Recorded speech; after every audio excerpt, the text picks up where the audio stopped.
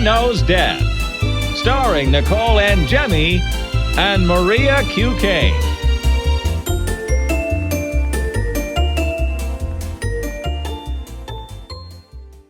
Hi, everyone. Welcome to Mother Knows Death. Let's get started with the story of the week. God, this one is particularly sad. I don't know if you felt the same way.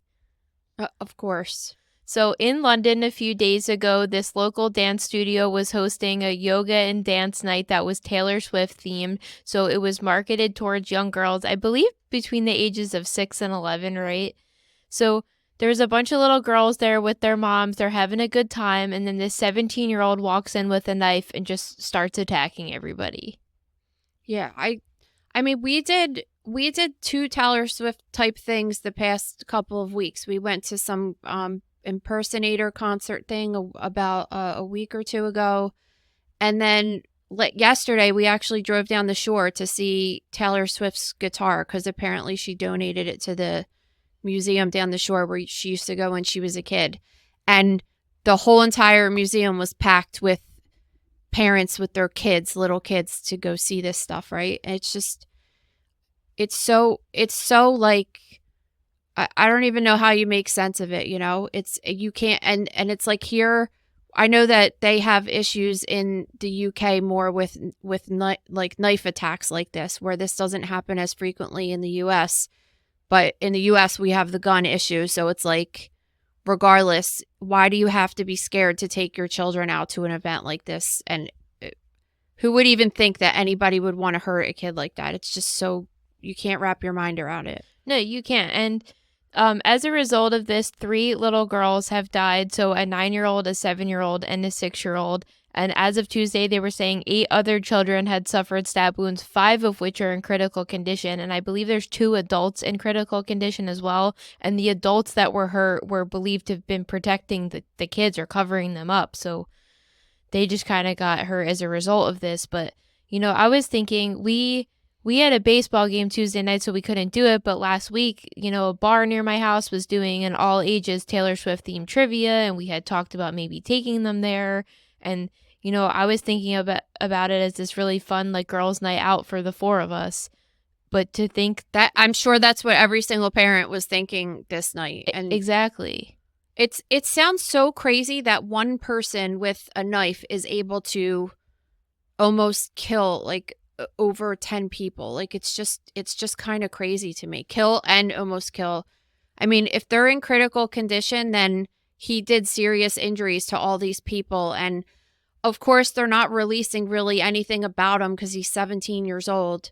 I just want to know, like, what was this all about? Like, what caused this? I feel like he almost researched how, like, where to cut somebody in order to cause the most damage, because how else would you do that? I mean, I don't really know about the size of the knife he was using or anything. And of course, kids have little anatomy, but it's just fucking terrible. I know in the UK they can't release his name because he's a minor. That must be a law that's specific to there, or maybe in most European countries, I'm not sure. But I'm hoping, even though we don't know his identity, that they could release details about motive and everything like that, so we could just have an understanding. Was he having a mental breakdown? Was he having some type of episode? Was he planning attacks like this before? When it boils down to it, and this could be said about any case that we talk about, like, does it really matter? Like, when you lose your child or a loved one or something, like, what's the difference? Does that make you feel better about it? I don't really know. You know? Yeah. I don't think that's going to make me, like, not mourn my child as hard or something like that, you know? No, definitely. And I can't imagine how difficult this is for her as well. It's like, you know, her name is plastered all over this thing, right? And it's her entire fan base is young girls that are looking up to her. And this was intended to be a night to celebrate her and how fun the entire culture she's built around her music is. So, you know, she did release a statement that she doesn't even know the right words to say and how to, you know, address the families properly. I mean, she must be devastated by this. Yeah, I mean, what do you say? There's nothing that you could say to make this any better, right? It's fucking terrible. No, it's just absolutely horrible. And, you know, the girls are this age and it makes you so upset thinking about it. All right, let's talk about some celebrity news. This story is like, I'm so absolutely outraged by this. There's been so much controversy with the Olympics since they started last week. I mean, we're like barely a week into them, and there's already all this bullshit going on around it, only to find out that the Netherlands have allowed a child rapist to compete this year.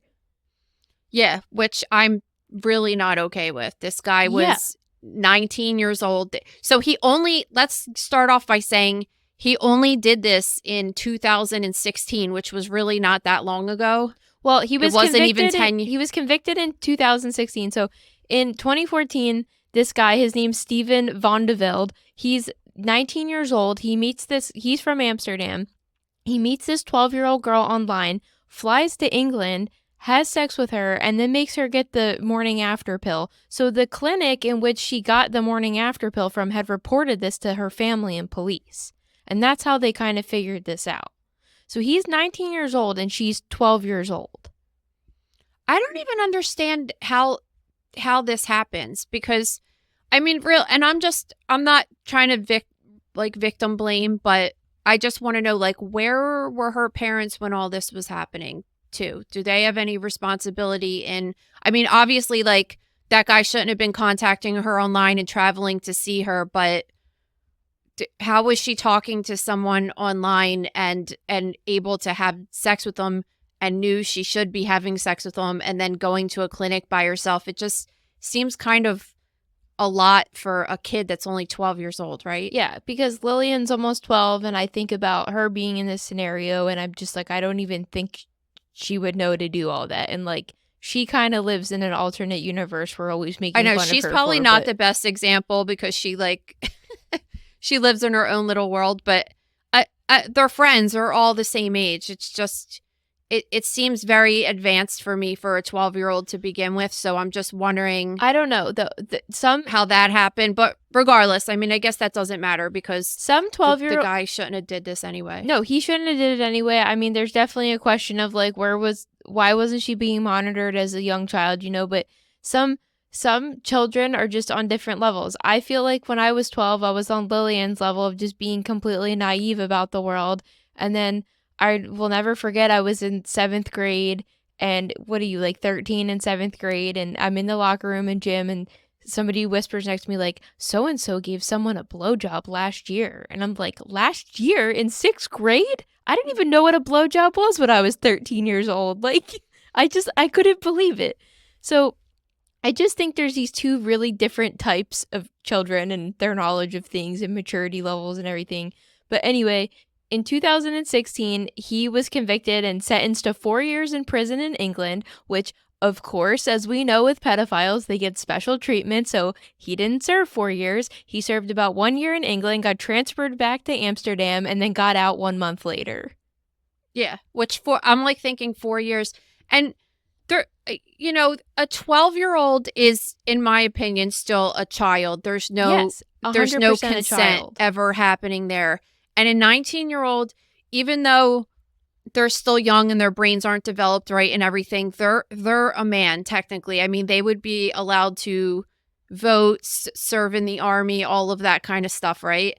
So he knew that wasn't right. And in fact, I would go as far to say that he is a pedophile. Like, you should, when you're 19 years old, why are you're attracted to a child that's 12? Even, I was thinking about this too, like, if you take the age difference, so Ricky's 3 years older than me, right? Like, if I was 12 and Ricky was 15, that's still a criminal offense in my mind.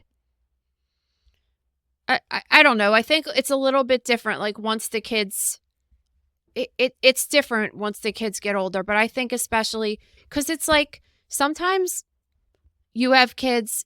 This just happened at our kids' school, actually, that one of the kids in 5th grade had a crush on one of the boys that were in 8th grade and was like actively like trying to, have him be her boyfriend kind of thing.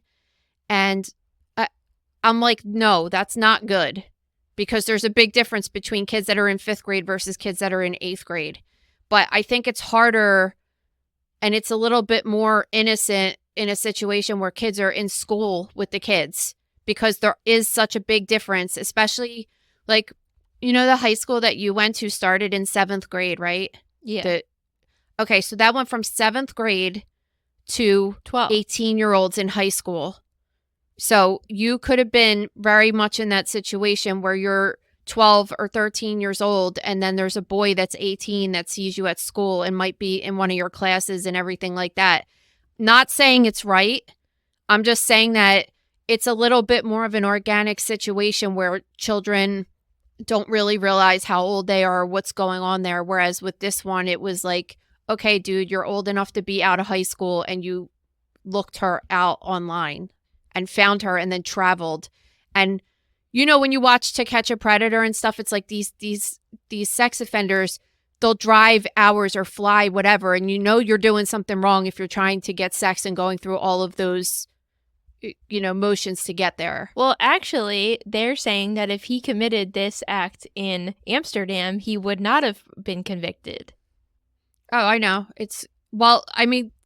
They're all different countries, have all different rules, right? Yeah, so... And regardless, like, he did what he did, and he served his time, technically, what he was given. No. And went through an extensive rehabilitation program, they're saying. Yeah, so the Netherlands Olympic Committee is defending it, saying that he went through the extensive rehabilitation program, and experts had concluded that there was no risk of him reoffending. I do not agree with this. And let's say that's true. Why does this person then deserve to represent the country of Netherlands in this prestigious game situation? Like, I'm so... This disgusts me on so many levels. Like, I've always dreamed of going to Amsterdam, and it makes me not want to even give them my money. Well, imagine this. Like, okay, I have a 12-year-old or almost 12-year-old, and she gets raped by a 19-year-old. So imagine that this sets her up for life of problems and Yes. just, I mean, she hasn't even gotten to the age where she has ever dated anyone naturally, right? Her whole entire sex life, dating life is going to be altered because of this event. And then you get to see the guy on TV, like, succeeding and doing well and winning medals and being celebrated and having parades. Like, no, not fucking cool. Sorry. Yeah, and you know what else I thought about? So then I was like, all right, so he is competing, but what's the youngest age of Olympians, right? So there's no age limit for Olympians. There is literally an 11-year-old competing in the Olympics right now. So he is in the presence of children. So I don't trust the whole thing, and they're just like, oh, well, he's not staying in the Olympic Village. Oh, well, that means he can't do anything, right? Just because he's not staying in the apartments as the rest of them. So why is this a news story? Are they trying to get rid of him, or they're just saying like, yo, this is fucked up, we're just letting you guys know? I think they're just like, everybody is pretty disgusted and outraged every time he's done 2 games so far, and he's been booed every time he's come out. He has another game tomorrow, Friday at 2 p.m. local Paris time, so make sure to boo him then too. And go on Twitter and boo him and everything. I'm so disgusted by the situation. So I guess everybody in the media in France and the UK and the United States that are covering this are like, I don't understand why this was even allowed, or this isn't a big deal. And in the Netherlands, they're just like, it is what it is. He served his time, so he's good now. What is going on over there that this is okay? Again, it wasn't... I don't know. It wasn't like... It really bothers me. I understand they're both technically teenagers, right? But it's a huge difference. Like, 12 to 19 years old, you were worlds apart. One is legally an adult and one is a child. Plus, I keep thinking about, like, I'm visually thinking about every 12-year-old that I know in my life right now, which is a bunch of them. And even if some of them have gotten their period a couple years ago or this year or recently or whatever, not one of them is built anywhere near like a teenager. They are built like children that have like little things starting to happen to their body. And that to me is a line, you know, that you're attracted to that. You're attracted to a child's body. Like, and it's just, it's gross, you know? So this is what he had to say about the matter. He said, and I quote, I made that choice in my life when I wasn't ready. I was sort of lost, and now I have so much more life experience. I can't reverse it, so I have to carry the consequences. It's the biggest mistake of my life. You weren't ready? What? He wasn't ready for what? I'm like, I don't this understand. is just such PR bullshit. Yeah, but also it's just like, oh, okay, well, cool. You just totally destroyed some girl's life. So as long as you're good now, like, go on and have your career. The purpose of the Olympics is to spread this sense of like world peace and good values around the globe. And how are we spreading good values if you're letting a convicted sex offender participate and have the ability to get a prestigious honor? It's disgusting. And the International Olympic Committee is like, well, we let the countries decide. Like, no, you need to step up and take responsibility too. Yeah. I don't know. I can't get on board with this. I'm sorry. Who is on board with it besides the people that are in charge? All right, so they must like not have good athletes there or something that they have to like settle for a subpar person, I guess. I just don't. I will never understand why this is allowed. I don't know.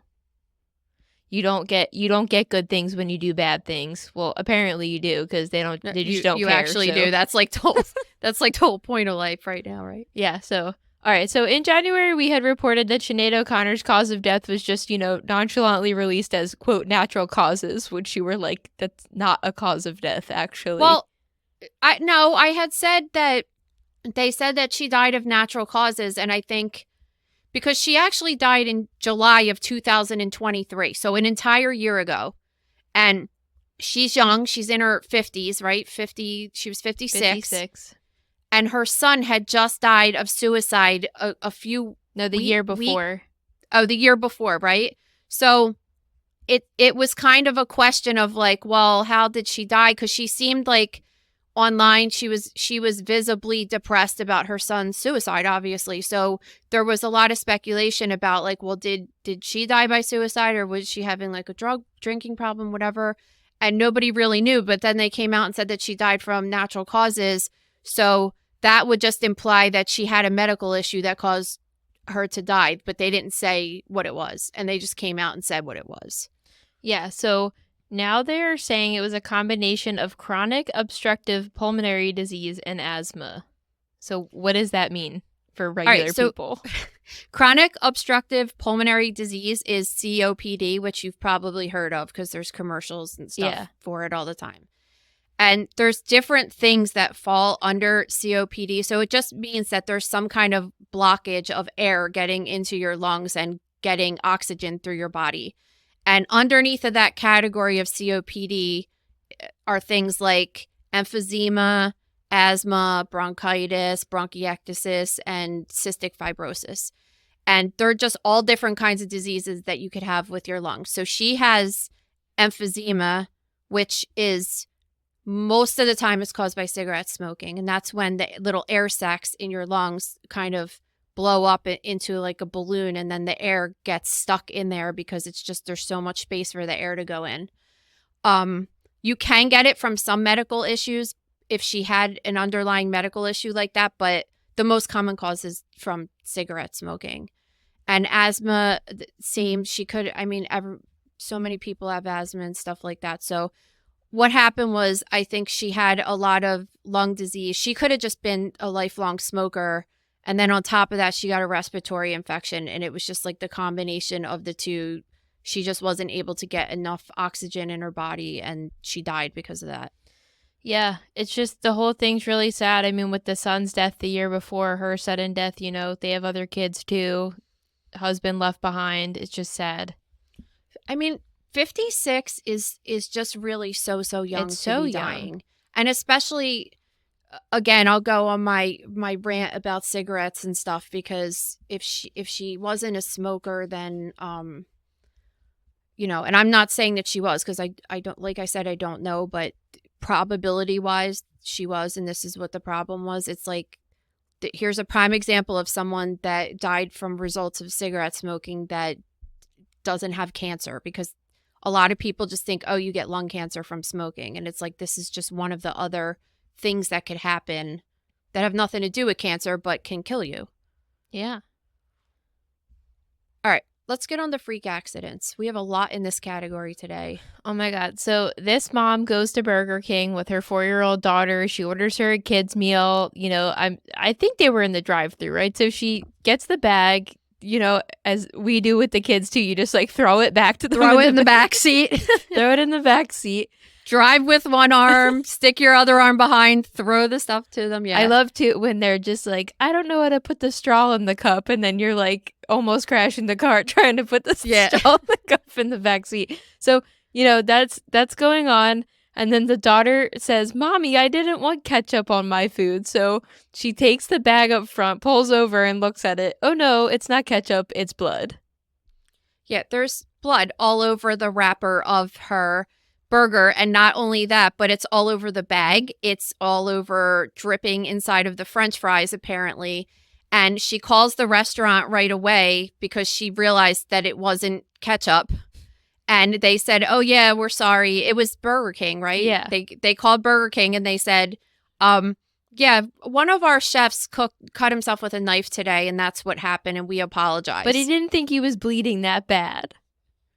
Oh, my God. This is so bad. So the daughter now had to go. They called the Department of Health. She had to, which they weren't really a big help. They were just like, well, thanks for reporting it, but there's not much we could do. And I'm like, no, bullshit, there's not much you can do. My kid ingested someone else's blood possibly because it was in the fry box. And that's the first thing you go for, right? It was in the fries and on the hamburger wrapper. So she said the kid had eaten a couple fries and had taken a bite out of the hamburger. So, I mean, the probability of her catching a bloodborne illness is very low. But still, if you get blood in your mouth, you can have it transmitted through that, especially if she had a cut in her mouth, and a little kid could totally have a cut in their mouth, right?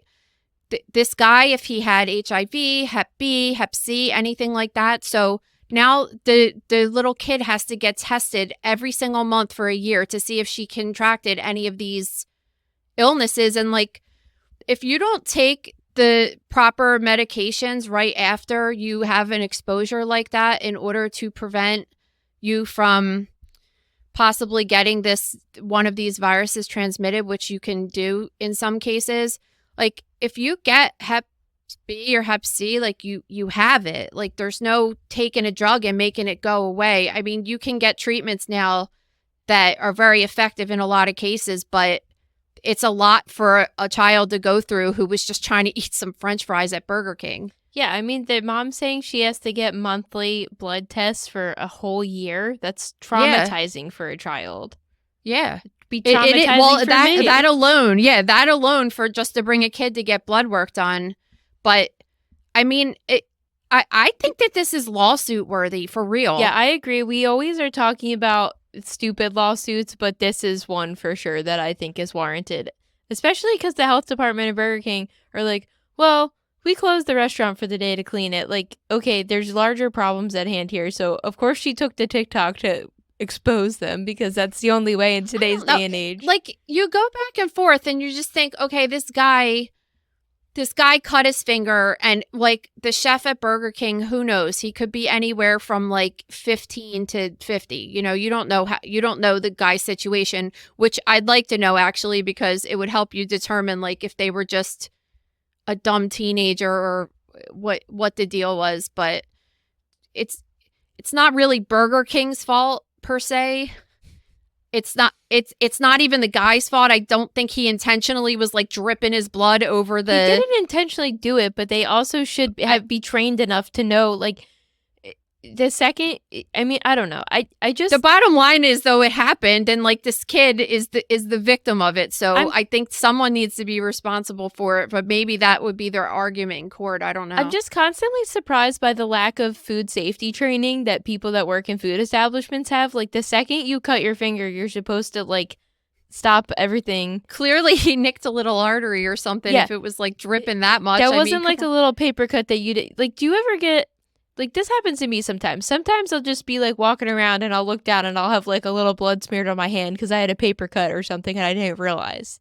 Or something, it wasn't this. This was, like, gushing. There's decent drops for sure. Yeah, so, I don't know. I do agree. I think she should maybe consider taking legal action. We need to start having a survey, like, because we have so many questions like this. Like, is this lawsuit worthy or not? Well, I do think it's lawsuit worthy. I mean, at the very least, they should cover the medical expenses for the kid having to get all those tests for the next year. So I think also I've heard that there's a rule that if she contracted HIV or Hep B or Hep C or something, then it would be lawsuit worthy. But until then, like, she technically wasn't really harmed.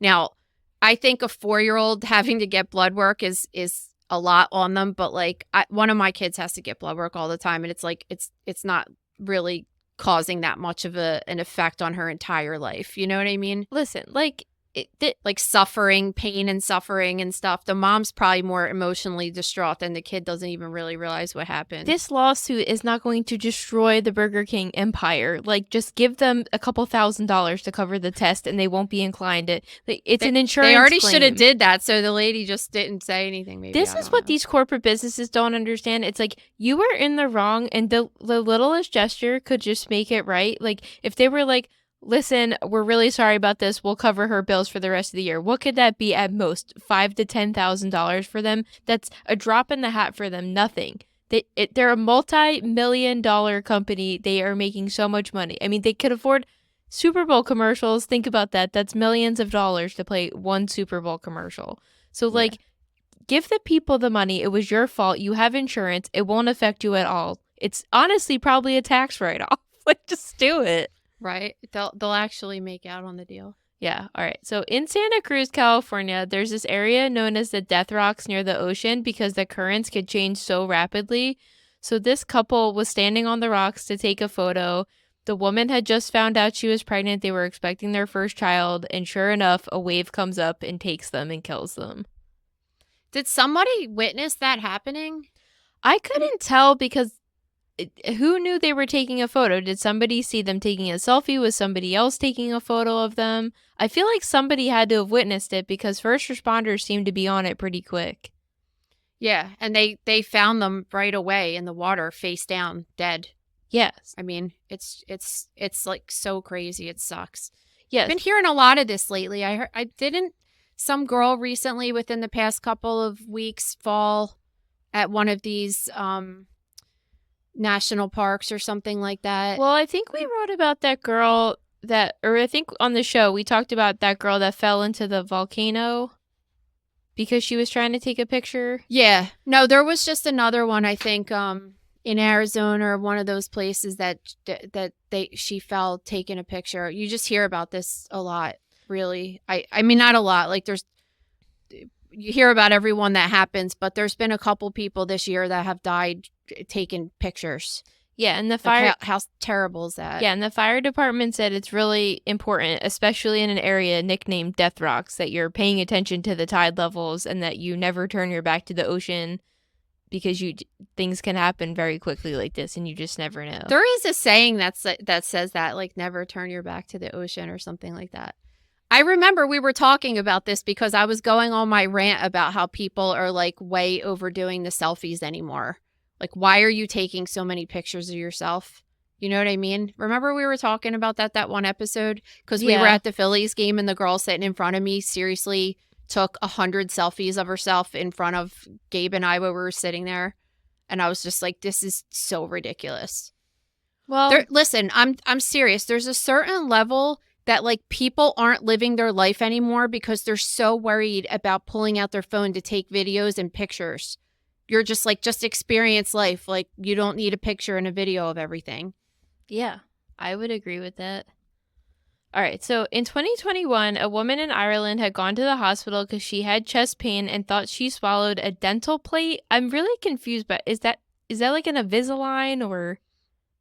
No, think about, like, if your bottom two incisors, your front teeth are missing, they make this wire plate that kind of hooks on the sides of your teeth, and it just has like two teeth attached to it. Okay, got it.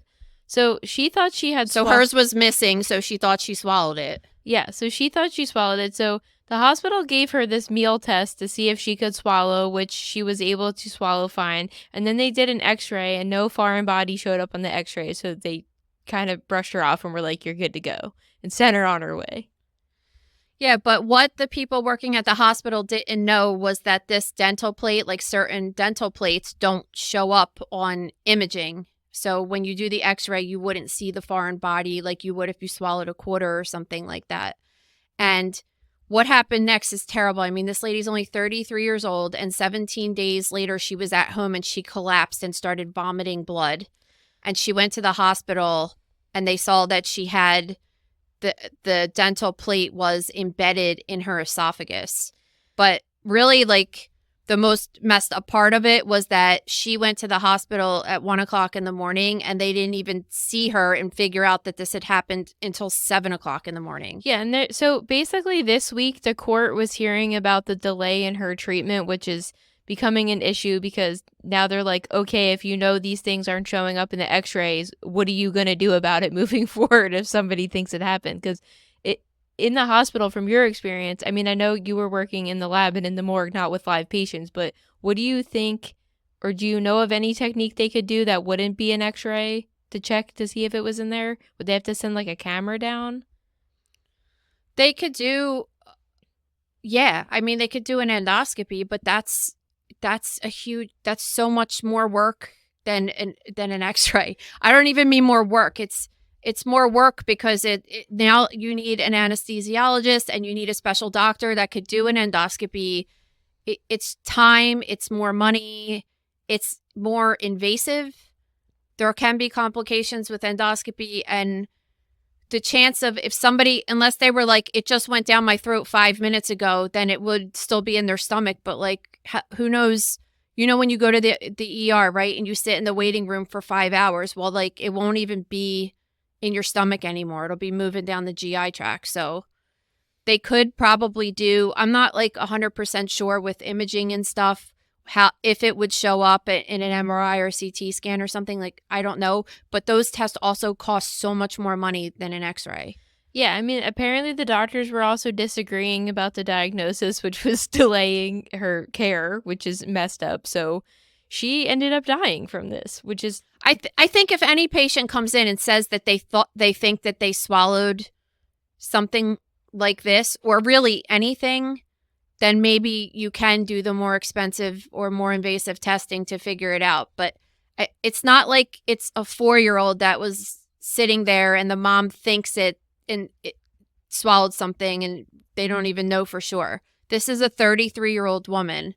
She came in because she was like, I mean, she's not going to come in and say she swallowed that whole thing. It's kind of big. Yeah. She probably slept it on or something. I don't know if you're not supposed to sleep with them or whatever, but she clearly thought that happened, and she still could have survived this if she was seen when she got to the hospital. I don't understand how you show up to the hospital vomiting blood and you don't get seen for hours, 6 hours. That should be a medical emergency.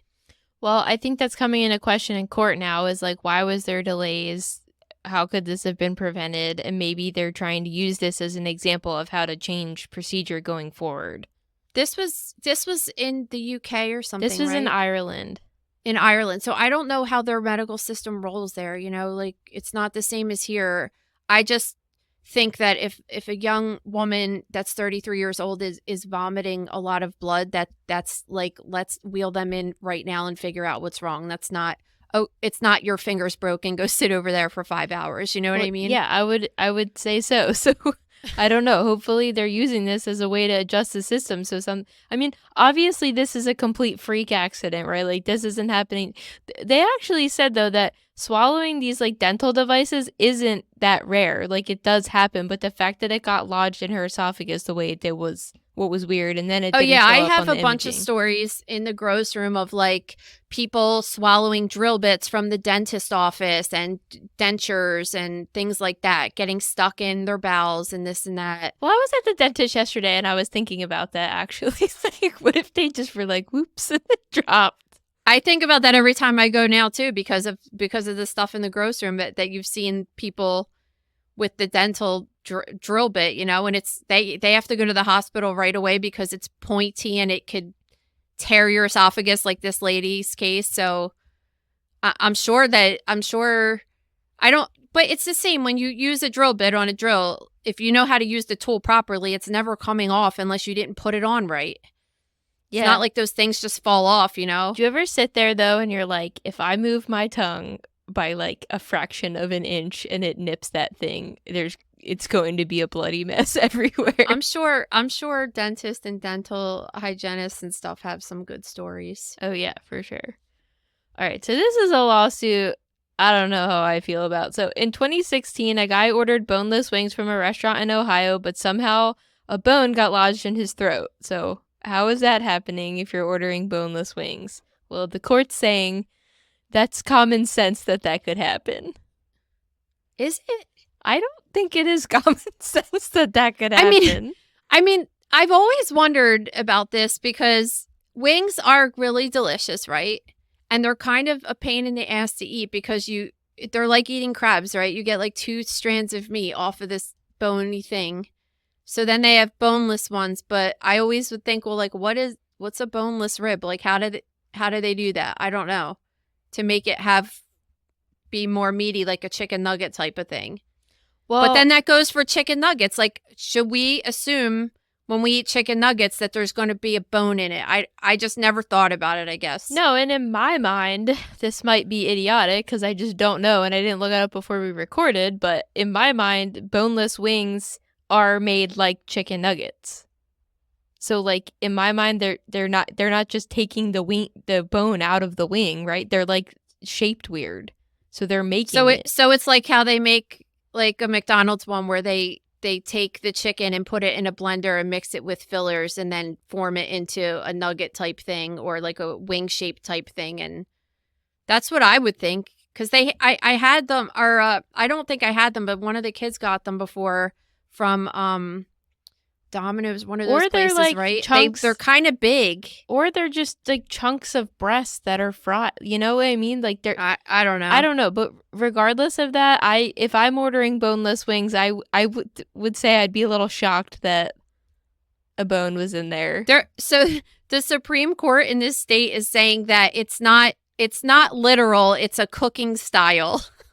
I don't think it's considered a cooking style. To me it's literal.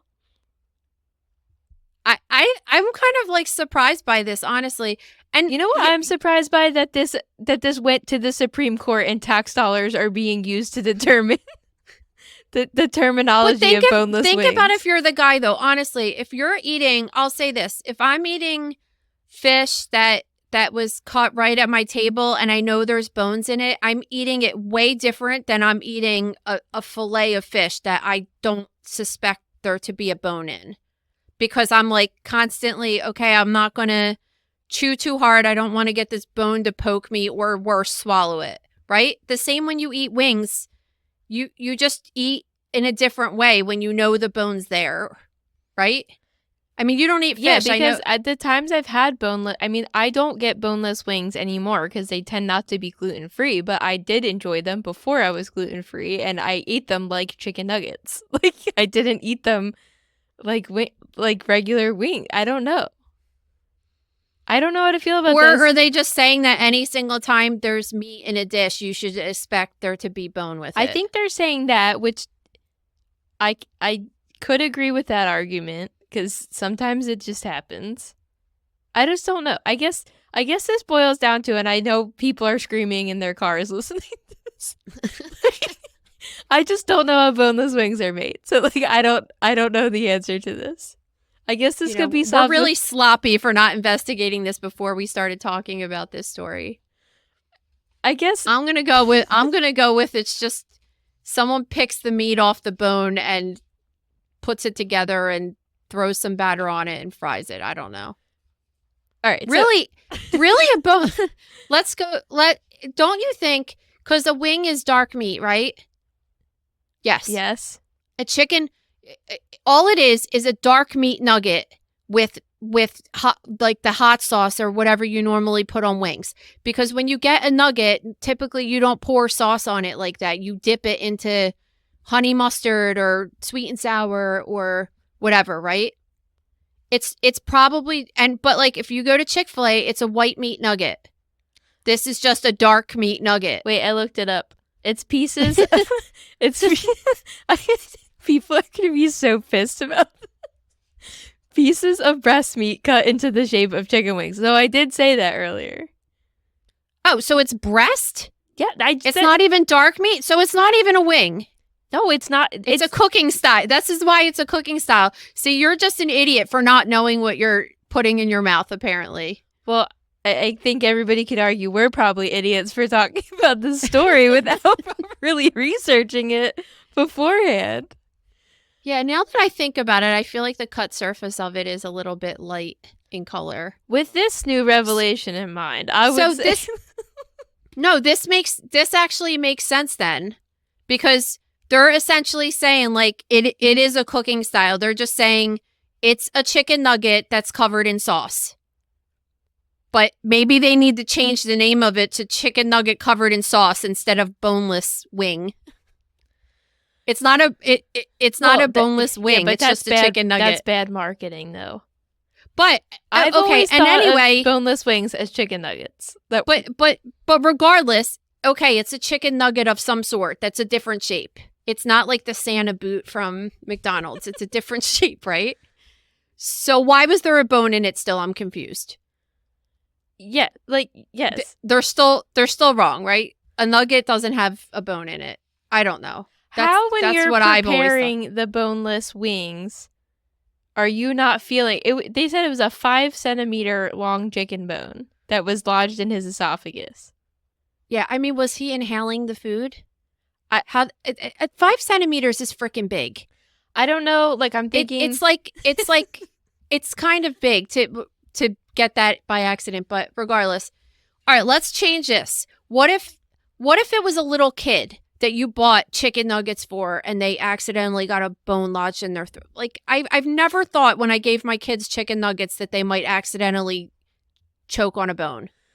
Yeah, I think this could be up for debate. I mean, if you're still listening to this episode after all of that, we're gonna be canceled after this. No, I mean, listen. Every week I get messages say, especially never you. It's always me. Like, saying I said some dumb shit. I know. Okay, I'm not a genius. I don't know everything. Like, I understand I have a phone in front of me, but I like to try to focus on the episode and the notes in front of me.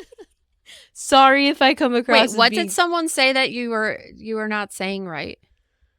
Oh, I don't even want to say it again. It was that city in North Carolina. What story was it? It was months ago. I said Raleigh. It's like Raleigh or whatever. Oh, I do that all the time. I don't care. Listen, I'm from New Pop Jersey. Pop would say, "What's the difference?" I'm from New Jersey. Like, it's I can't the best pronounce saying ever. Whatever. If you ever listen to my parents talk, it's a wonder that any word is pronounced correctly. Honestly, seriously, what words like Pop Pop would describe having an ulcer in his mouth, and he called them ulcers. He calls and thought they were different than ulcers, and then before I went to school for all this and stuff, like I did too. Actually, like, oh, I have an ulcer in my mouth. Like, no, he just.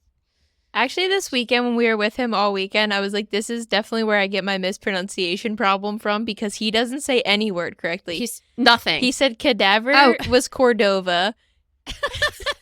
Remember when he kept saying that he heard an ambulance and we didn't know, and he kept saying, like, what's that siren for? And we were like, what the fuck is a siren? And he was saying siren. He calls tigers taggers. Tigers. He calls Bryson stout. Tsunamis are tsunamis. What else did he say this week? He calls COVID Kovic. So that's confusing for everybody. That's, every single time Laura thinks about Pop Pop, because I've been friends with Laura since we were 16 years old, One time we were at the house and he was like, hey, and I mean, he was young. He was in his 50s when this happened. So it's not like the old thing could be an excuse, right? And he was like, hey, guys, could you stop at CVC and get me some Suave? And we were like, what? And he meant CVS to get Suave. Like, so Laura still says it to me to this day. She's like, you want to go to CVC and get some Suave? I mean, he's kind It's of amazing. the king of mispronunciation, malapropisms. You just have to really love him for it. It's just why he's Lou. I used to have a running note in my phone of the things he would say, but then he started getting mad at us because he said we were making fun of him all the time, which we are. Good thing he doesn't listen to us. Anyway. Good thing he doesn't know what a podcast is. Oh my God. He would never figure out how to listen to this.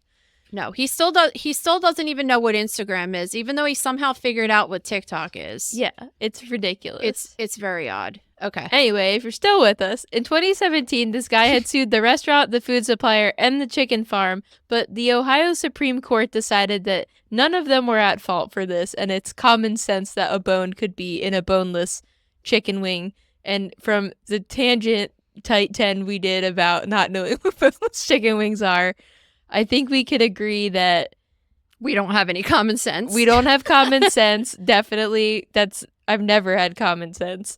Never. But I think we could agree that this was a preparation error, and I think they should be responsible for it. I don't know. I don't know. I am the most perplexed at this. I'm like questioning myself. I'm questioning myself because all these people are like, you're a fucking idiot if you didn't know this. So now I'm like, all right, maybe I'm just a fucking idiot. I don't know. Well, I think we probably reasonably lost some listeners from that. Which is this like when Jessica Simpson didn't know chicken of the sea was tuna? Probably. I mean, do you remember like that's how she became really popular because she had that TV show with her husband Nick Lachey. And they were talking about chicken of the sea, tuna, and she thought it was chicken. She didn't realize that it was fish. Listen, I've never made boneless chicken wings. I only ate them a couple of times. I'm not sitting there thinking about the process in which they're made. Stop. Could we just stop talking about damn chicken wings? Let's talk about people's feet melting off. A 42-year-old Belgian tourist was visiting Death Valley National Park last week. The temperature was 123 degrees Fahrenheit, which is about 50.5 degrees Celsius for the international folk listening. So, while walking in the sand dunes, this guy loses his shoes, which they don't know how. Because of... I'm glad that this guy, like, his feet literally melted off of his body and you're, like... laughing. Listen, I feel bad for him, but he was wearing flip-flops, which, as discussed prior, should be illegal for men to wear flip-flops for optics. He shouldn't have been wearing them anyway. But who wears them in the desert? I don't know. So Paul sent us this story, actually, and Paul lives in the desert. And I was just saying this when we just went on our trip out there, we all wore combat boots or hiking boots out on all this stuff. As you should. That's responsible. So let's just put this out there, okay? We already talked about a story that 2 people died when they were visiting a site called Death Rocks. Now you have this guy that's visiting a site called Death Valley. Maybe if the place has death in the name, it's because people die there and it might not be safe and you should take extra precautions. I don't know. I'm just saying. I was also thinking... They were getting on this whole tangent in the article about how they've had the most consecutive days over 120 degrees and all that stuff. And July is always the hottest recorded month there. Maybe we shouldn't allow visitors from a certain time frame if it's that hot because they seem to have the most problems during the month of July. A lot of it's just people like, I want to see what that feels like. But you have to think that, I mean, when we go down the shore at our beach... The sand is freaking hot. It hurts. Like, you can't even walk on it sometimes. It's so hot. No, and I think we talked about last year a story. I'm trying to think. I think we talked about a story last year where something similar happened, but then we got in a tangent about how they make these specific little booties for dogs to wear outside because it's too hot for their feet. Yeah, they were saying that the sidewalk in Arizona and stuff is so hot. Well, we were probably just talking about the hot temperature last year, and dogs are getting the pads of their feet burned. They're not even supposed to walk their dog in the morning. The sidewalk's too hot. But the sand is the same way That's why when you visit a place, you really need to look into if you're not used to the environment, because do you know that if you had, we were just talking about this with Louie with the temperature of the water coming out of the faucet when we were in the mountains the other day. If it's 150-degree water, and most humans that touch that water within 3 seconds can get a 3rd-degree burn. It's like that. It's that fast. Yeah. So if the temperature is 120 degrees, you would have to be submersed under that water for 5 minutes in order to get a severe burn, right? But if you're thinking about the temperatures outside's 123 degrees, you know the temperature of the sand's always going to be even hotter because of the sun beating directly on it. He probably walked on there with the flip-flops and they probably melted, really. Yeah, they couldn't figure out where the shoes went because of like a language barrier. I almost said barrier language because that remember? Oh, because it Bombo, yeah. Yeah, because one of my friends who was one of the residents I used to work with at the hospital was from Italy, and he always used to say everything backwards. And he used to call it barrier language instead of language barrier. So now we always say it because he said it. Yeah, and I almost legit used it in this case. I do it all the time. And then I'm like, wait, what's the right way to say it? I don't even remember anymore. Yeah, I mean, I feel horrible, obviously.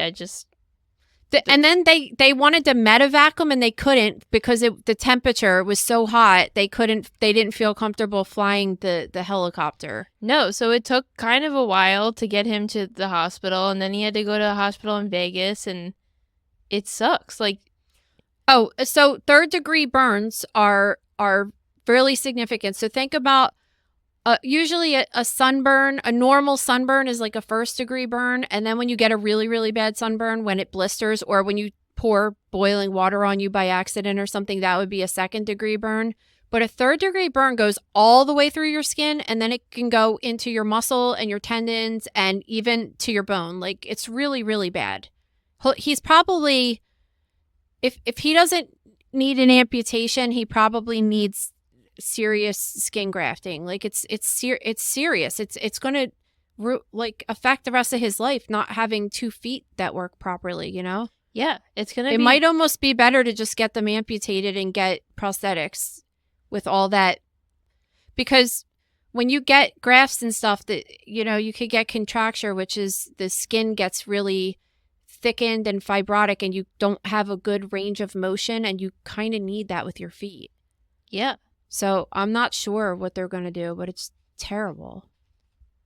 In Australia, a surfer was attacked by a 10-foot great white shark.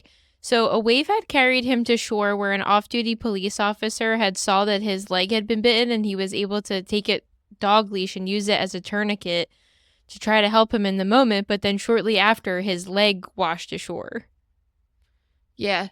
And so the people that this was all really good for him that someone was right there to tourniquet him, because he would have died from this for sure. He ended up getting to the hospital okay, and then when the people found the leg, I don't think the leg washed up until he was already at the hospital, right? It seemed like it washed up a little bit later. The people that were there, I don't know if they were living in the town or whatever, they took the leg to the hospital. Yeah, they put it on ice and brought it to the hospital. I think they were hoping that the surgeon would be able to reattach it, but the most recent article updates don't seem like that was a possibility. It said they said it wasn't a possibility. No. So. It's just really sad. We've been talking about a lot of shark attack stories too, and a lot of these involve surfers because they're they're out further in the ocean than I think the lifeguards are recommending. So this just happens, and it's horrible. And now this guy lost a leg. I know it was a big deal. He was out there surfing because I guess a couple months ago he had fractured his neck, and that prevented him from competing for a while. They're still telling us there's not an increase in shark attacks. I guess you just don't know, because especially with the more and more stories like this coming out, and with social media the way it is, it's like every single one's going to be online now. I feel like we've had so many, And we've talked about so many on this podcast, and there's at least one or two a week that I'm like, we talk about shark attacks all the time. We're not reporting every single one that happens. It's like reporting car accidents at this point. Yeah. No, it's definitely not that high, but it just this is the problem with the news, because you don't really know what's going on in real life, because it's what's presented to you, and they could really make a big deal out of anything that's not really a big deal.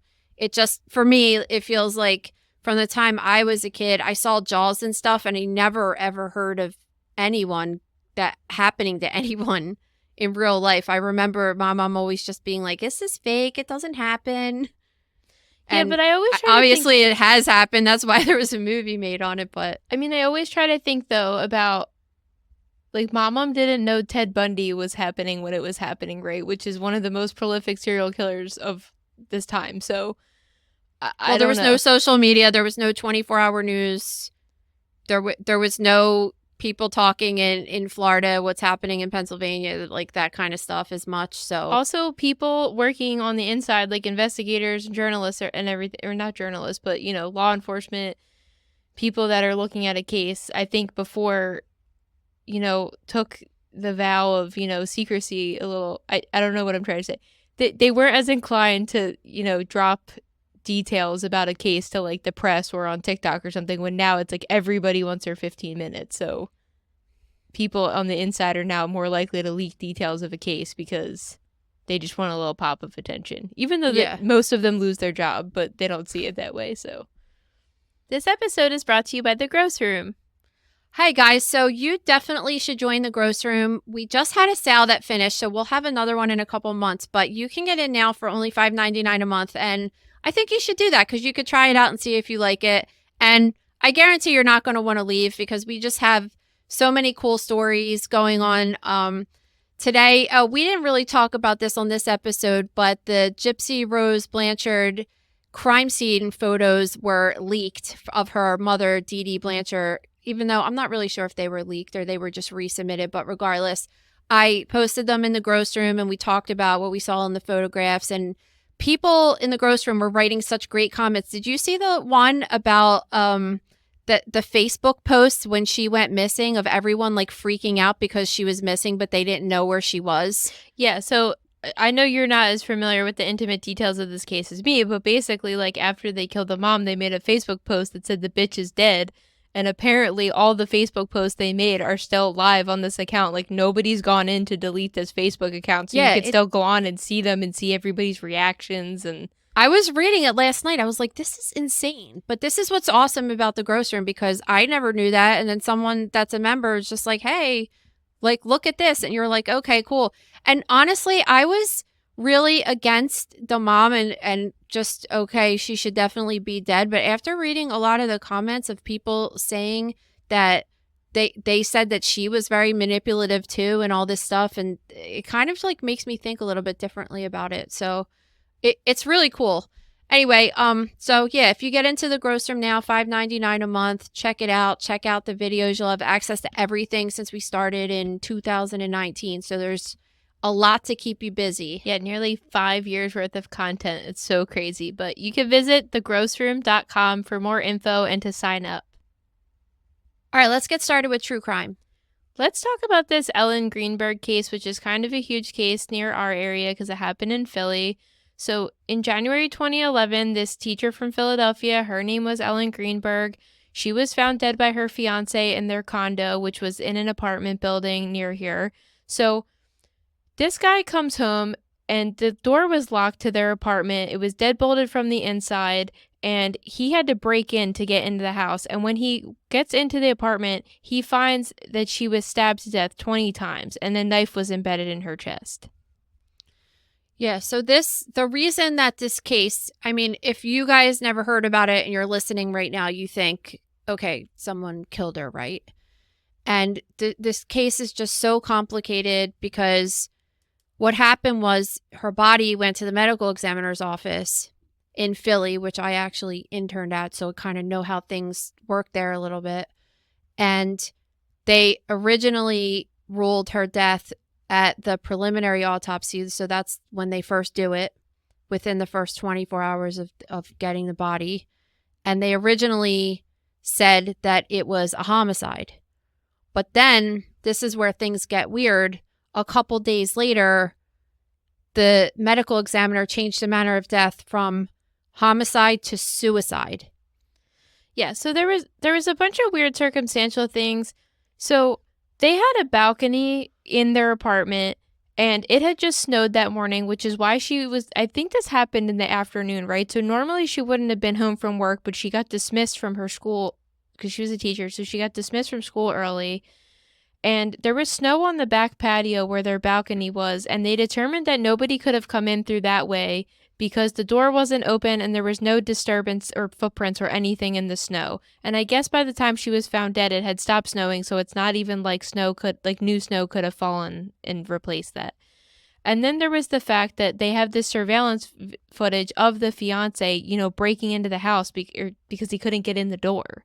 So all signs pointed that she was alone, but her wounds were really confusing because it didn't seem like somebody could do that to themselves. So there's, especially in the grocery room, we have plenty of cases of people who kill themselves by stabbing themselves in the chest, right? People do that. That happens. It sounds crazy because you're like, why would I, you think about stabbing yourself is terrible, but people do it. Especially when they're desperate and they really want to die. So what came from the autopsy report, and this is why it's so crucial to really document what you see at the autopsy perfectly, because once the body is gone and it goes to the funeral home, and in a lot of cases it's cremated, it's like there's only so much. And with this case, I'm sure they took photographs of the wounds, and I'm sure that they documented everything that they saw. And they said that one of the knife wounds had punctured her vertebral column and her spinal canal. And doctors really believe that if she had gotten that injury while she was alive and stabbing herself, she wouldn't have been able to use her arms anymore. So where is that on the body where you just said she was stabbed? Oh, like her spinal cord it's in the back. So she had stab wounds in the back and in her chest. And one of them punctured her. So if you get a spinal cord injury. Yeah. Right? And you're paralyzed from the waist down. Well, you're paralyzed from wherever that spinal cord injury occurred. So if it occurs in your neck, it's anything below that won't work. If it's your lower back, it's anything below that won't work. Right? Mm-hmm. She didn't sever it, but she nicked it enough that she wouldn't have been able to use her arms normally at all.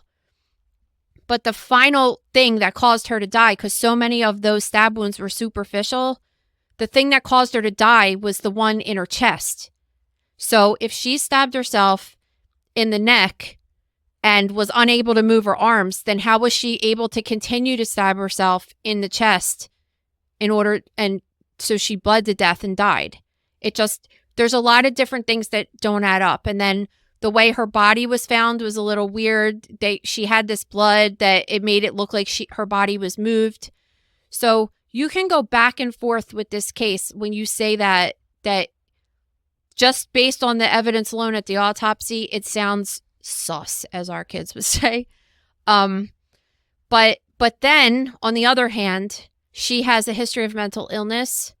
She had Google searches prior to getting treatment. So she was on medications for depression and anxiety. Well, the important thing to note, too, is she had been on and off several psychiatric medications. Yeah. So, and she was engaged to this guy and having a lot of anxiety about the wedding and this and that.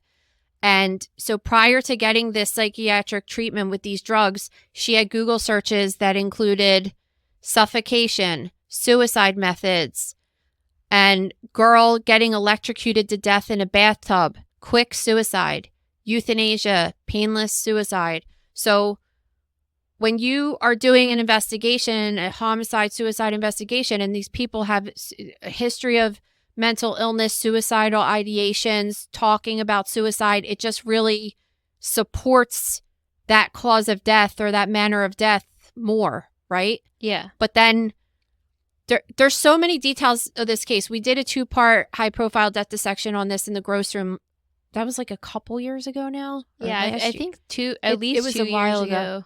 But it's just it's so much information because then there's like the fiance just didn't act normal, what we would consider a normal behavior when somebody that you love dies, and there was these connections to like his uncle. Wasn't his uncle like somebody? I don't remember that, but basically they had surveillance footage from the hallway of their apartment building, basically proving that he was not there when she died. And then There was something weird with that too, though. There was something weird with the security guard in the footage, and there's just like we broke it down in there. yeah, And I then- don't know the exact specifics, but one of the biggest things is that the medical examiner that did this at the time had been previously reprimanded in 3 separate situations, like written warnings about how sloppy his work was and how he wasn't documenting things properly. So is it like the whole thing with the nick and in the spinal cord and stuff? I don't know if they actually have pictures of this, but like if that wasn't documented correctly, then he could have potentially like fucked up this whole case. Yeah, I mean, there was also a theory floating around that maybe somebody had broken into the apartment before they got home or was hiding out. But then there's no footage of somebody leaving. And as I talked about earlier with the snow, there was like no way somebody else could have gotten out. So the details are just kind of all over the place. But now her parents don't want to accept that it is suicide as it now stands, because they just don't think that she did that. But they're really pressing that she didn't have any mental health issues, which we know from the police investigation that they determined she was going to therapy and she was on and off these psychiatric meds. So they're bringing it to the Supreme Court of Pennsylvania to try to get the cause of death, or I guess the manner of death, turned over from suicide to either homicide or undetermined. I agree with them. I know a lot of people, this is like a common thing. You find out someone that you love or you were friends with died by suicide, and you think, okay, you don't believe it. You don't want to believe it, especially if you didn't really know how bad they were suffering and stuff. And that's common, but I do think that the parents, given all the other facts of the case of how things went down with this, I would be pushing to get more answers with this too. I don't know. I don't know where her body is. If she's buried somewhere, they can definitely pull her up and see some things still if they really wanted to. I'm assuming that she got cremated or something, maybe, that there's no evidence. I think they're Jewish though, and it's not common in the Jewish religion to cremate. I don't think they do that. But it's probably also frowned upon to exhume too. So I'm assuming, like, I don't know if they might have enough photographs to prove everything that they need to prove. Listen, like, when you get somebody saying, think about this, like, you're how old was she? She was like your age, around your age or something, right? I get a call from you that you're dead, and somebody, the first exam that looks at it says that someone murdered you. And then 4 days later, they're like, never mind, she killed herself. And I'd be like, no, I don't understand how you I understand jumped from that to that. I understand them questioning it 100%.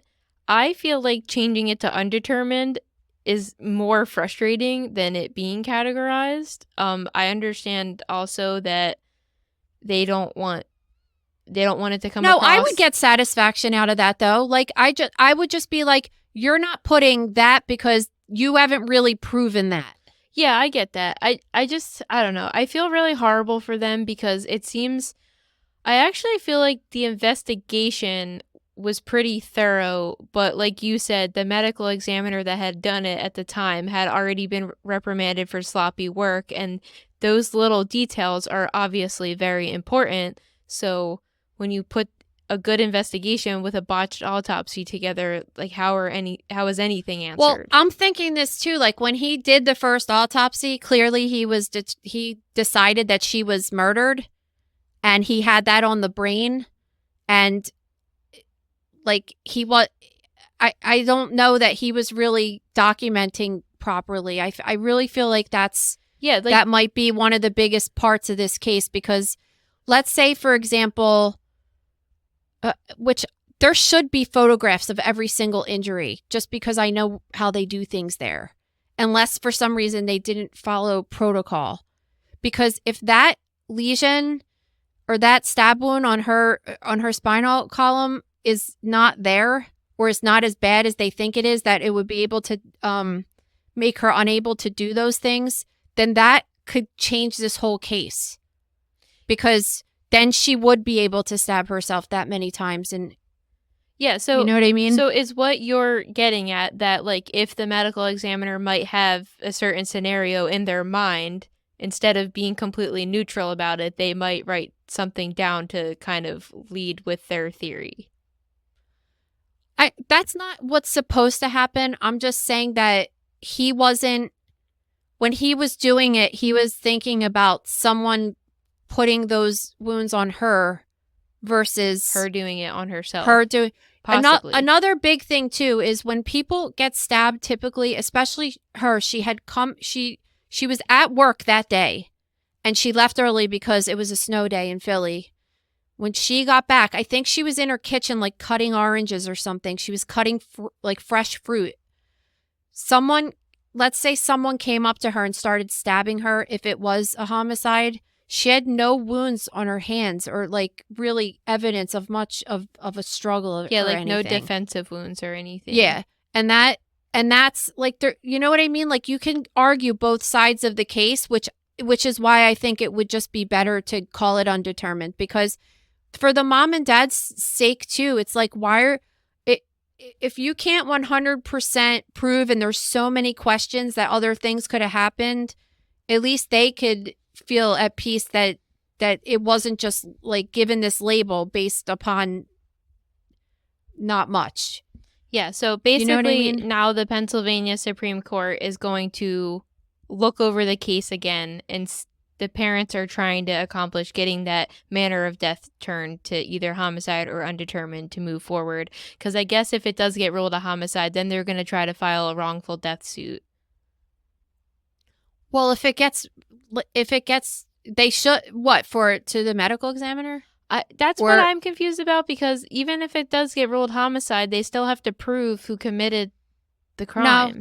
No, they don't. Well, in order to like file a wrongful death suit, I don't know. Like, I don't know how that whole system works.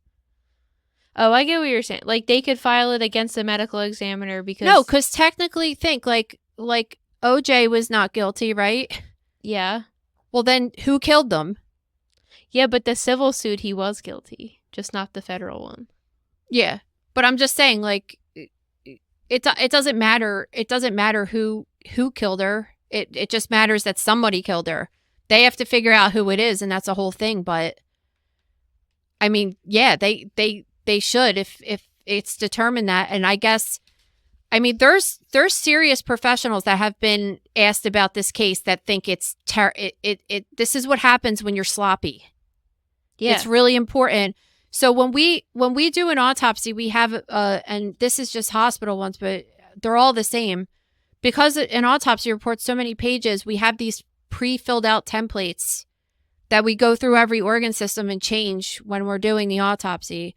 So it'll give it a description of, let's say, for example, the GI tract or the liver or something, and it'll talk about like, oh, the liver looked like this, and the gallbladder looked like this, and inside there were no stones, and there was this color bile and stuff. We're supposed to change every single thing that we go through. Well, what happens in my report that I just like forget to change that thing about the liver and the gallbladder, and then all of a sudden the family member's like, wait a second, my mom had her gallbladder removed. She didn't have a gallbladder, but you're saying you saw a gallbladder there. I want to see if the person's like in the ground, like you don't, you know, it's that's why your document is so important. I want to see if we could get a certain guest on that we could talk about it off air that will elaborate on this story a little more, because I think it would be a good conversation between two professionals in the field. All right, let's talk about medical news. All right, so last year after having their second kid, this couple decided the husband would get a vasectomy. I mean, this is something that's super common. He got the procedure done in October last year, and in the meantime, the doctors had said for a couple months after the procedure, you should just use a secondary form of birth control just to make sure until we could do the proper sperm testing to make sure the vasectomy worked. So they were doing that for a couple months. I think I read in January that she eventually went off of the birth control again, or they weren't using condoms or whatever they were using for the secondary form. But in May, the wife realized that she never got her period in April. And she was like, oh, well, whatever. My periods are irregular anyway. And then within a couple weeks, she started developing symptoms like nausea and fatigue and everything. So she took a pregnancy test, and sure enough, she was pregnant. So when you, as a regular person, when you read this story, like, what do you think? I assumed, because they did say they tested the sperm and that the procedure had worked, I assumed infidelity. Yeah, so that's what everybody assumed. So she got testing. She got it done just so when people say that to her, like, yeah, you were cheating, she got paternity testing to prove that it was her husband's kid. Yeah, which it is like, I mean, I guess if you're going to go on the internet and share your story and everything, then you need to understand the backlash that's going to come with it. Because I was going to say, it's ridiculous that she would have to go forward and get a paternity test with her husband that is the father of her other 2 children, right? But if you're going to be public about it, then... Yeah, and I think, at first I was kind of like rolling my eyes about it, but then I was like, you know what? Like, I think she's kind of mad about it and was going to multiple doctors to be like, how the fuck did this happen? And the doctors, she felt like the doctors were kind of like not taking it seriously, and she wanted to be like, hi, we had this. He has no sperm in his semen in 2 tests. He had a home test and one in the office. And I just took this paternity test and it's his child. How did this happen? Yeah, and they keep blowing her off. But when I read this story, because it's like, mom wants answers. This shouldn't have happened and stuff. And I'm like, has vasectomy ever been 100%? No, not in my opinion. I don't know what they tell people at the doctor's offices, but they're not 100%. Well, they never have been. I think based on people I know that have them done, that is the assumption, is that they're 100%. Like, they tell you before you get it done that you'll be sterile and this is permanent, but like, there's guys that get it reversed all the time and go on to have children. It's just like, it's not good. Like, you shouldn't do it unless you are making that decision that you probably won't have another kid, but they are able to reverse it. But I'm just saying, I've never, and like, Gabe never even had that done. I never even went on the actual appointments or anything, but I've just always been under the assumption that was never 100% guaranteed. It really lowered your probability of getting pregnant, but it was... And so I looked it up, and according to the CDC, even, it's saying it's not 100%. So I think I don't know if doctors are necessarily saying it, but I think the public definitely thinks it's 100%. It's not. Not everybody, but I think a lot of CDC people. really has it that it's not 100%. Even after they get their sperm checked and there's no sperm, it's not 100%. Because even... let's say you ejaculate twice and there's nothing in the semen. I used to look at semen all day, by the way, I was a cytocheck. It was actually kind of gross, honestly. But regardless, like, sometimes the guys, I looked at so many of them, like, sometimes the guys would bring it and there would be like one little sperm that was like dead. It wasn't even moving or anything. And it's just like, nope, dude, that, like, it takes one sperm. And that isn't 100% representative of what's going on all the time. It's just what's going on with that particular ejaculate. Like, it's not...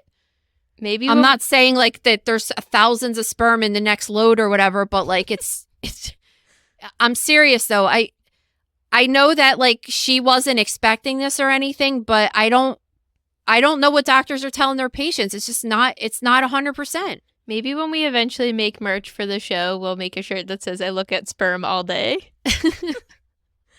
Yeah. Well, I mean, it's, and then they were even more awful. They were telling her that she might be getting a false positive test and she might be having like another serious issue. So then, you have this lady that's like not expecting to be pregnant at all, and then they're telling her she might not be pregnant, so then she's freaking out about that, and she has a healthy pregnancy, she is pregnant, and the whole thing's happening. And I guess they're trying to post it on the internet to try to be like, how is this possible? But you're explaining that it's very easy that it happened. I think it's kind of cool. Like, it's just like, dude, that baby wants to be born. Like, it's kind of, I don't know. I think it's kind of cool. Above. It's a sign. I think it's kind of a cool story. Like, I keep thinking about that kid when it grows up and just telling the kid the story of how they came along. And it's just like, you were like supposed to be here. Well, did you see they had It's another TikTok video where they're calling it vasectomy baby? So they did vasectomy baby reveal. They're having a third daughter, by the way. All right, so I don't know. I just think that's the I think the biggest problem is that maybe they say you have to make sure you really want to do this because it's permanent, and they don't say, and you're supposed to assume that means that it's 100%. Like, there's no I feel like you should sign a document that's like, we are not responsible if you get pregnant. There is a 0.1% chance of a sperm finding its way. Think about the documents, however, that you're signing at the doctor's office. Most people aren't reading them. They're like signing most documents.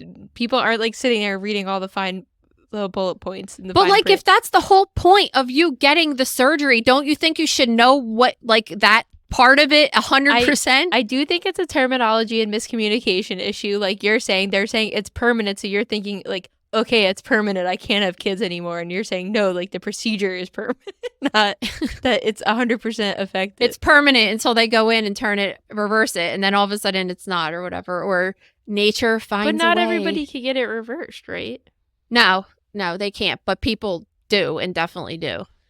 All right, well, in more interesting news, now that the Barbie movie has been out for a whole year, a new study has suggested that it taught a lot of people about what a gynecologist is. It's so cool, right? And there's lots of different stories that they mention in this article that could also point to that. But JAMA did, this is the I don't even know what it stands for, Journal of American Medical Association, something like that. Yeah. They said that when Barbie was released in July of 2023, that there was a 51% increase in searches for gynecologist and gynecology, combined with queries like, what does a gynecologist do, on Google? Yeah. And as you know, when you saw, I don't want to spoil it for people that didn't see it. You have to spoil it. Like, spoiler alert, you have a couple seconds to pause the search, skip ahead 15 seconds. The final scene of the movie is Barbie's out of Barbie world and she's in the real world, and they show her go up to a receptionist at the desk and she says, "I'm here to see my gynecologist." And it's hilarious for many reasons, but because Barbie dolls don't have a vagina, so and now she's in the real world and she has to deal with it. So, and Greta Gerwig was saying it was like the whole point of the movie was to be like, Barbies can be astronauts, they could be president, they could be anything. Well, they could also be just like us and go to the gynecologist. So it was like kind of this full circle from the beginning of the movie. So back in 2000, Katie Couric, that was on the Today Show, you I don't know if you know her or not. I know all about her. I read her autobiography and it was amazing. Well, her husband died, then Yeah. of colon cancer. So she did a live stream of a colonoscopy, and they said that it increased colonoscopies by 21% after she did that. And then Angelina Jolie was talking about testing positive for the BRCA gene. If you remember, her mom died from ovarian cancer from the BRCA gene, and then she had a prophylactic mastectomy as well as salpingo-oophorectomy, which is removing the fallopian tubes and ovaries, and that saw a 64% increase in genetic testing. Yeah, so I guess the point of this study is just emphasizing the importance of pop culture and, showing these type of tests or procedures. And they were saying with the Barbie thing that it was really awesome to see, there's a lot of this like doom and gloom associated with going to the doctor in general, especially the gynecologist. So this one gynecologist that was interviewed for this article said it was awesome to see somebody going to the office with a smile, and it actually gave this really good impression of how it could be an easygoing experience if you're on top of everything and taking care of your health. So it's kind of cool. Which is not how I feel when I have a gynecologist appointment, for sure. There's like, you're just two- like, When I go to the dentist and the gynecologist, it's like the only doctor's appointments I don't have my weird white coat syndrome that I have everywhere else. I can't explain it. They're like the two the most... gynecologist, Yeah, you don't? I'm totally comfortable there. I can't explain it. No. I have like PTSD from having you. Like, I Except just the one time... want to stick my feet in those oven mitts. It's fucking weird. Except the one time that I went to get an ultrasound for a cyst I had, and they put me in this like other waiting room, and there was just this TV playing continuous ads about ovarian cancer, and I'm like, this is really soothing when I'm here to get this test done. Thanks. Like, you can't just have like the Today Show on or something. No. Why Well, not? I've been noticing that doctors' offices, and it's probably just because like you don't want to put the news on anymore and stuff like that. So they have like HD TV on all the time. It's pretty nice. Yeah, they had at the dentist yesterday. They had the Olympics on, which was nice. Oh, that's cool. Yeah. All right, let's get into other death news. Last March, this woman's husband of 58 years had died after a brief illness. So to feel close to him, she had been wearing his wedding band on a chain around her neck. So he died in March last year. So a year goes by. Their wedding anniversary was in June. A couple days before the wedding anniversary, she was just like sitting outside, enjoying a nice day outside.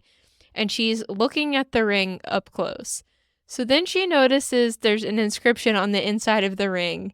And the inscription was a date and initials that were not hers or her husband's, and certainly not the day they got married. So she realized she hadn't been wearing his ring after all. It was somebody else's. God, that's so sad. It is really sad. It's sad. They were married for 58 years. Like, I just think about how sad that must be for her. And of course, the next question is, well, then where the hell is her husband's ring?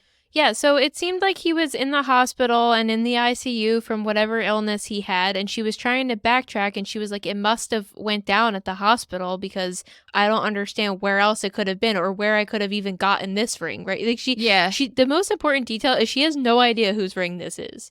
So she contacted the hospital, and the lady in the, I guess, public relations office or whatever there, she's been really, really amazing in trying to help her, find whose ring that is, but also find her husband's ring. But they can't find any other patient around that time that had those same initials or that date. Well, I don't know if they'd know wedding date, but they don't know anybody that had those initials. They didn't have anybody else report missing jewelry.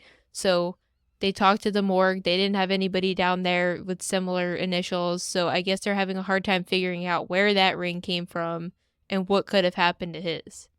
I think there's a way that they could figure out who this belongs to. I know they said that there was no one staying there at that time with those initials.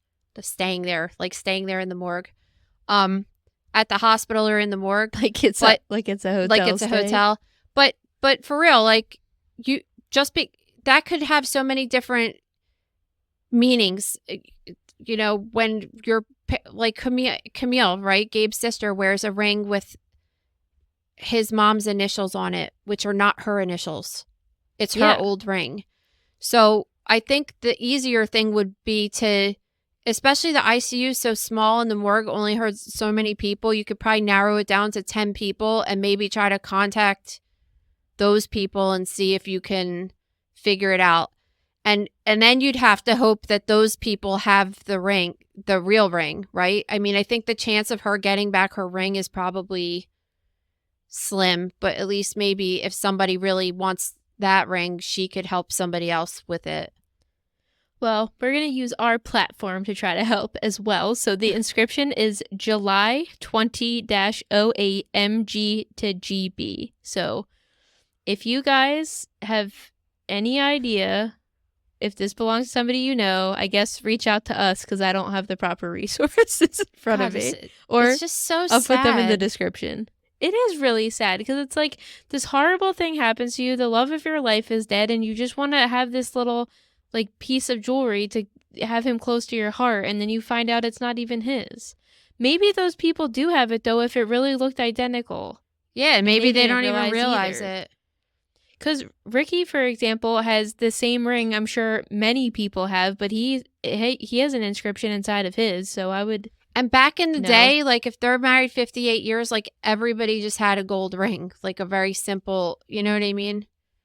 Exactly. So I will, in the description of the episode, I'll put a little resource to reach out to. I mean, I doubt anybody that listens to our show knows, but you never know. They might, or they might tell a friend of a friend of a friend, and then I just want to help this lady out. I feel so horrible about it. I like that the lady at the hospital's helping, but I feel like they could still, I feel like there's like a little bit more they can do. I guess it's just a touchy subject because you have, I don't know how that goes with like HIPAA and stuff to be able to contact these people to ask them something like that. But I do feel if she's certain that someone at the hospital had given it to her after he died, then it's kind of their problem. So they need to fix this. No, I Yeah. agree 100%. All right, on to questions of the day. Every Friday at the @MotherKnowsDeath Instagram account, we put a question box up in our story that's there for 24 hours, and you guys can ask whatever you want. So 1, best way to practice interviewing for a PA program. Do you have any tips? I guess I would just say practice with someone if you do have someone that's maybe in that field that you know. I know a lot of students that are starting don't. But any kind of doctor, maybe, especially if your family doctor will let you or whatever, because they might ask you more relevant questions than a regular person would ask you. But even if you don't have any of that, just get your friend or your mom or dad or somebody that's going to ask you lots of questions. And interviews are like the worst thing ever, right? We could all agree. We could all agree on that. And they ask the worst questions ever.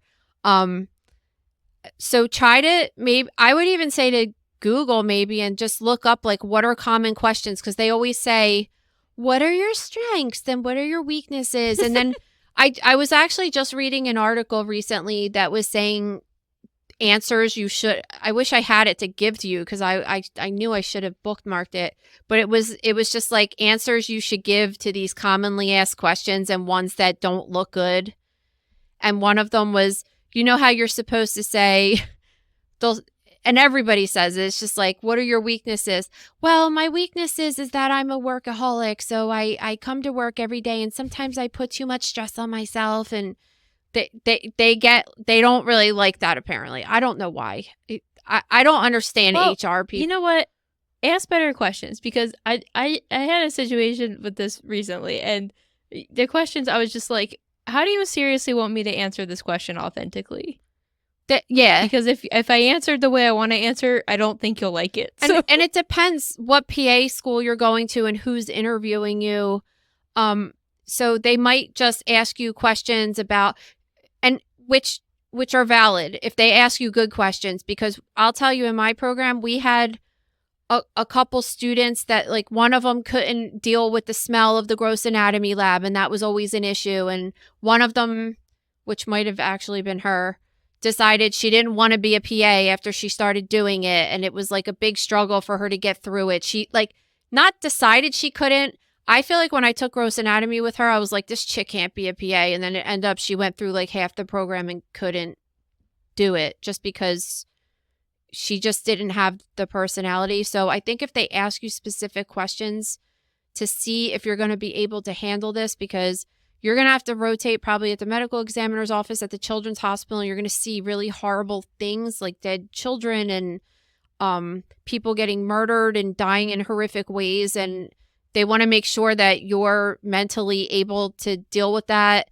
The program is very stressful. They want to just make sure that, because the worst thing in the world for a college is for you to drop out, and they don't have 100% graduation success rate with their program. So they just want to make sure that you're up for the rigor of the program. So just make sure you exude confidence and you kind of look like you did your homework and you know what the job is.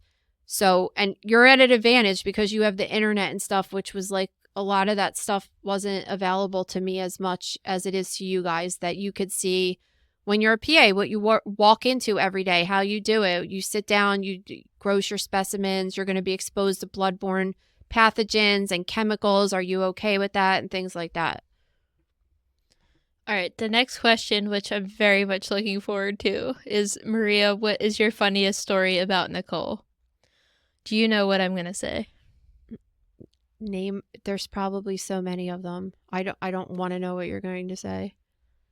My favorite in recent memory was we went to the craft store and we both had a cup of coffee. Oh, and... God. I know what this is. And I said, "This makes you look bad. This does not make me look bad. No, everyone will be on my side." Oh, God. So I said, "Are you done with your coffee yet?" She said, "Yeah," and I took it, and we were walking towards the parking lot, and I turned around, and I went and threw the coffee cups in the trash can next to the store. So when I turned around, she wasn't there. So I was like, oh, she must have walked back to the car really fast, because I was parked, like, far away, like 20 spots down.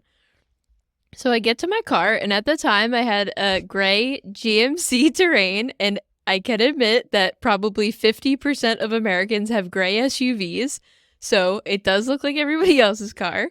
So I get to the car, and she's not there. Oh, God, I'm gonna pee myself down this. Oh, my God. So she's not there. Oh, my God. Get your shit under control, please. This is like the 20th time she told this story too. Like you would think it would get easier to tell. It doesn't. I called everybody I knew. Okay. So sorry if you're watching YouTube. I'm crying. All right. So then I'm like, where is she? I call her and she doesn't answer. And I turn around and I start walking back. And I see your bun in somebody else. Jesus Christ. Your feet. She got in somebody else. Oh, the best part is this. But that it wasn't even a GMC. The best part is what? That I got out of the car and there was 7 mid-grade, mid-level silver SUVs lined up. It's like the craft store mom car. That you had the same car as everyone else. That I got into the wrong one. I'm sorry. Like, no, how is that my fault? The old lady had like a crocheted jacket on the passenger No, it was seat. quilted. And it was you quilted. got in the car and moved the jacket and didn't even question. This isn't my car. I don't know. Maybe it was Ricky's. God. I don't know. I literally almost peed my pants I'm almost going to pee my pants right now recounting it. But I really almost pissed my pants when it happened. And then I was laughing the entire drive home. And the second I made eye contact with Gabe, I couldn't breathe telling him. And then I called Louie and I called Mama. I don't listen, like I understand that you think that it was funny, but like it's not like you have a pink car and every car is like black and white and then that I went into the wrong car. You have the most basic bitch car that like there's nothing wasn't that the car looked the same. It was the jacket. There's nothing about it. There's no like little dice hanging in the mirror or a sticker on the back of the car. It just looks like everybody's car. It's the same as that car. So I just picked the wrong one out of I should have taken photos. Like I should have taken a 360 video of the cars in the parking lot because everybody would be like, okay, well, clearly. But you didn't think when you got in and saw clearly a grandmother's jacket on the passenger seat that it was not the right car? I don't know. Like, you look at what you're wearing right now. You look like you're wearing a fucking doily. Like, what are you talking about? This is a designer crochet shirt. You look like you're wearing a grandmom sweater right now. So, like, what? Why would I think anything of it? I don't know. So, to answer your question, that was the funniest story ever because clearly that was probably like 3 years ago. You need to put like a sticker on the back of your car. Well, my car. I have a different car now. That's like can't be more obvious, but. At the time, the car, the best is you're trying to bully me being like, you shouldn't have a basic bitch car. Like, no, you shouldn't have moved the old lady's jacket. She probably got in the car and then thought it got broke into. Well, she should have left her door unlocked. Who leaves their door unlocked? Seeing the silhouette of your bun through this lady's fucking car, I can't believe I didn't pee my pants. I never laughed that hard in my entire life. It was. I don't think it's that funny, honestly. It was honestly iconic. Okay. Last question. How tall are we? I am 5'4". I'm almost 5'9". Yeah, you're a giant. Jeez. No. I was showing the girls. There's a woman on the Chinese basketball team who's, I don't know her name. Sorry. She's 6'11", dude. She's taller than Shaq. A woman? Yes. And I was showing the girls the videos of her playing because it's. I mean, I guess you can't like not play a sport because you have a serious anatomical advantage, but it's just like, here's the ball and like I'm putting it in a basket. Like, it's so ridiculous. So there was a video that was pointing to all of the players, and the one woman that was standing next to her was 5'9", who looked like she was like up to her waist. And I was telling the girls, I was like, that's like me standing next to this woman right now. That's the Flyers have a new goalie that I think is 6'7", and all of those guys next to him look like they're so short, and they're all like 6'4", 6'5", you know? Did you ever It's see just the funny. photo of Shaq standing next to Simone? What's her name? Simone Biles. Simone Yeah. Biles. There's a picture of them standing next to each other, and it looks like it's photoshopped. Like, it doesn't look real. It's so crazy because she's so little. She's 4'8", which is so. She's such a petite little. She's 4'8"? Yes. No way. Yes. And he's 6. I don't know. I guess he's not 6'11" because that other woman is. What are you looking it up right now? Because you don't believe me. Yeah, I am. I don't. All right, she is 4'8". Confirmed. Lillian is 4'8". It's Shaq's 7'1". Oh, well, maybe she is. I thought they said that she was taller. Maybe it was someone else. I thought they said that she was taller than Shaq. Who's taller than Shaq? The lady. Oh, the basketball player. I thought you were saying Simone Biles. I was like, what are you talking about? No, Google says he's 7'1", but if you look up like some Look other up people, the picture real quick. That says Okay. it just put Simone Biles and Shaq. It'll come up. It's so my outrageous. I love it. I love how there's Oh my like God. I know, right? It doesn't I'm gonna look hold real. it up. That is crazy. It doesn't look real, right? No, it doesn't. It's so cool though that people have such anatomical differences. You know what I mean? I didn't realize that she was 4'8". That's nuts. Isn't her husband like an NFL player? He must be pretty tall too. Yeah, I don't really know. All right, well, I hope you guys enjoyed this. It's definitely a long one. Don't forget to submit your stories for 6 shocking stories as well. That's stories@motherknowsdeath.com. Also, please give us a rating. Leave us a review. That really helps us bump the show up so we can keep doing this for you guys because we love you and we love having a good time right talking about how these we're stories. morons that we don't know what boneless wings are and how Maria can't keep herself composed to tell a story. No, I definitely have a problem where now I'm going to have like asthma for the rest of the day from this too, whenever I laugh this hard.